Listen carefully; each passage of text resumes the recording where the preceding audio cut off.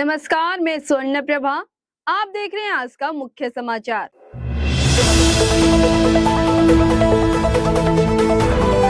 Delhi NCR में गर्मी का सितम जारी है। गौतम बुद्ध नगर में लू और बढ़ते तापमान को देखते हुए प्रशासन ने स्कूली बच्चों के लिए बड़ा फैसला लिया है।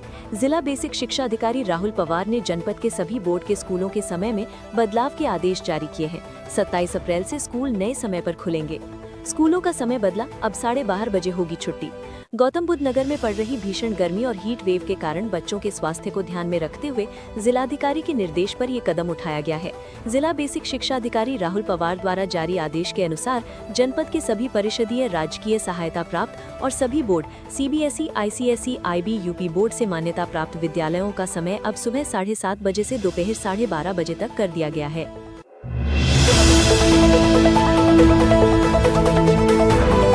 ईरानी समाचार एजेंसी इस्ना के अनुसार विदेश मंत्री अब्बास अरागची पाकिस्तानी अधिकारियों के साथ फिर से बैठक करेंगे ताकि युद्ध को पूरी तरह समाप्त करने के लिए किसी भी समझौते की रूपरेखा पर ईरान के रुख और विचारों से उन्हें अवगत कराया जा सके। विदेश मंत्री इसे ठीक एक दिन पहले शनिवार को भी इस्लामाबाद में थे, जहां से वे ओमान चले गए थे। इस्ना के मुताबिक अन्य ईरानी दूत युद्ध विराम से जुड़े मुद्दों पर जरूरी निर्देश और सलाह लेने के लिए वापस तेहरान लौट गए थे। शनिवार को इस्लामाबाद में हुई ईरान पाकिस्तान बैठक से पहले व्हाइट हाउस ने घोषणा की थी कि ट्रंप के शांति दूत स्टीव विटकॉफ और उनके दामाद जेरेड कुशनर आगे की बातचीत के लिए पाकिस्तान जाने की योजना बना रहे थे, लेकिन बाद में ट्रंप ने फॉक्स न्यूज को बताया कि उन्होंने ये यात्रा रद्द कर दी है। उन्होंने कहा कि बिना किसी ठोस बात की चर्चा के लिए बैठे रहने का कोई मतलब नहीं है। उन्होंने तेहरान यानी ईरान के बातचीत के प्रस्ताव को खारिज कर दिया, लेकिन ये भी जोड़ा कि उनके फैसले के कुछ ही मिनटों के भीतर ईरान ने अपने प्रस्ताव में बदलाव किया।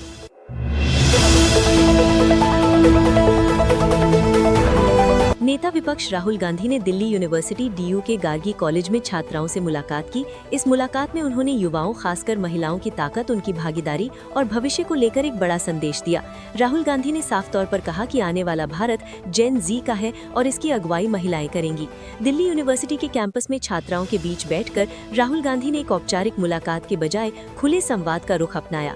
इस दौरान छात्राओं ने बिना किसी झिझक के अपनी बात रखी। शिक्षा, सुरक्षा, रोजगार और बराबरी जैसे मुद्दों पर उन्होंने अपने अनुभव साझा किए और देश के भविष्य को लेकर अपनी उम्मीदें जताईं।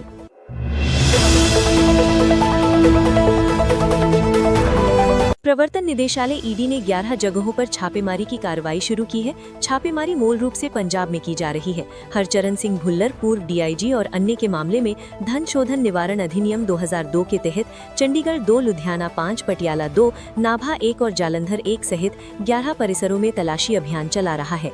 ईडी का ये तलाशी अभियान आरोपियों, उनके सहयोगियों और संदिग्ध बेनामीदारों से संबंधित है।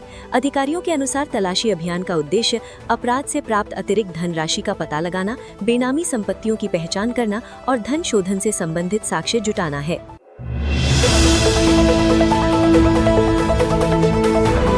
पश्चिम बंगाल विधानसभा चुनाव 2026 का चुनाव प्रचार आज सोमवार शाम 5 बजे समाप्त हो जाएगा। बता दें, राज्य की 294 विधानसभा सीटों के लिए 2 चरणों में वोटिंग हो रही है। इससे पहले 23 अप्रैल को पहले चरण में करीब 152 सीटों पर मतदान हो चुका है।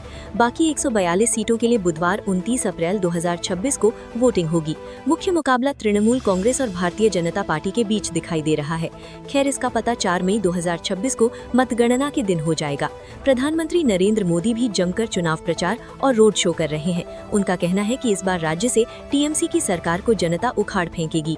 वहीं उनके चुनावी रैली से पहले नॉर्थ 24 परगना का जगदल इलाका तृणमूल कांग्रेस और भारतीय जनता पार्टी के बीच हिंसक झड़पों के बाद जंग के मैदान में बदल गया। पुलिस स्टेशन के सामने दोनों गुटों ने एक दूसरे पर पत्थर फेंके और गोलियां भी चलाईं। इस घटना के दौरान बीजेपी कैंडिडेट पवन सिंह, जो अर्जुन सिंह के बेटे हैं, के एक बॉडीगार्ड को गोली भी लग गई। वहीं हालात को काबू में करने के लिए देर रात सेंट्रल फोर्स की तैनाती की गई।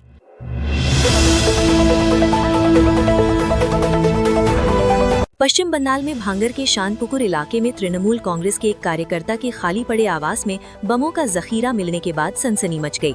खबर मिलने पर पुलिस मौके पर पहुंची और तलाशी अभियान चलाया। ताज़ा जानकारी के मुताबिक सोमवार को इस केस की जांच नेशनल इन्वेस्टिगेशन टीम ने अपने हाथों में ले ली है। इसके साथ साथ इस केस में आतंकी एंगल को भी ध्यान में रखकर जाँच की जा रही है। एंटी टेरर एजेंसी ने गृह मंत्रालय से आदेश मिलने के एक दिन बाद आज सोमवार सुबह एक नई FIR भी दर्ज की है। जाँच एजेंसी ने बताया कि गृह मंत्रालय के आदेश के मुताबिक हमारी टीम ने पश्चिम बंगाल में क्रूड बमों की बरामदी से जुड़ा एक केस अपने हाथों में ले लिया है और उसे दर्ज कर लिया है। बता दें, ये केस कोलकाता पुलिस द्वारा 79 क्रूड बम और दूसरे आपत्तिजनक सामान की बरामदी से जुड़ा है, जिन्हें 25 अप्रैल को एक जगह पर रखा गया था, जिससे जान माल का खतरा था।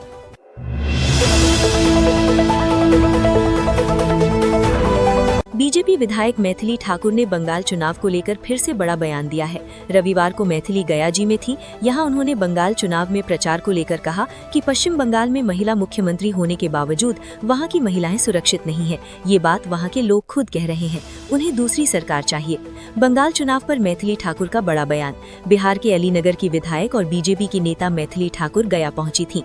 यहाँ मैथिली ठाकुर ने विपक्ष को कई मुद्दों पर जमकर घेरा। बंगाल चुनाव, महिला आरक्षण से जुड़े विधेयक के गिरने और महिलाओं पर सांसद पप्पू यादव के बयान पर कड़ी प्रतिक्रिया दी। बंगाल में चुनाव प्रचार असहज हो गई थी।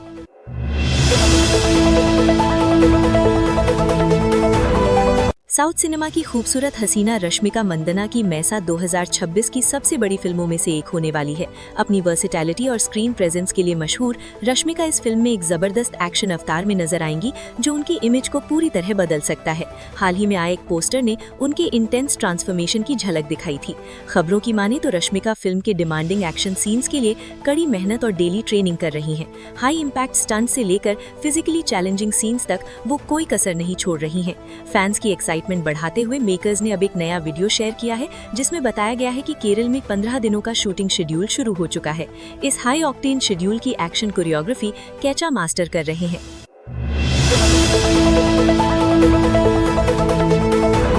प्रधानमंत्री नरेंद्र मोदी का आज सोमवार 27 अप्रैल 2026 से सिक्किम का 2 दिवसीय दौरा शुरू हो रहा है। इस दौरान वे सिक्किम के बनने की 50वीं सालगिरह के समापन समारोह में भी शामिल होंगे। इसके साथ साथ पीएम मोदी 4000 करोड़ रुपए से ज्यादा के कई विकास प्रोजेक्ट्स का उद्घाटन भी करेंगे।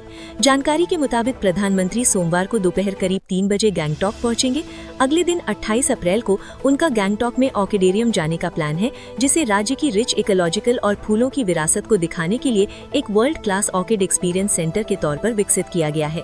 बाद में सुबह करीब 10 बजे पीएम मोदी पलजौर स्टेडियम में गोल्डन जुबली सेलिब्रेशन के समापन समारोह में शामिल होंगे, जहां वे infrastructure, connectivity, health care, education, power, urban development, environment, tourism और एग्रीकल्चर जैसे सेक्टर्स के प्रोजेक्ट्स का उद्घाटन, लॉन्च और शिलान्यास करेंगे।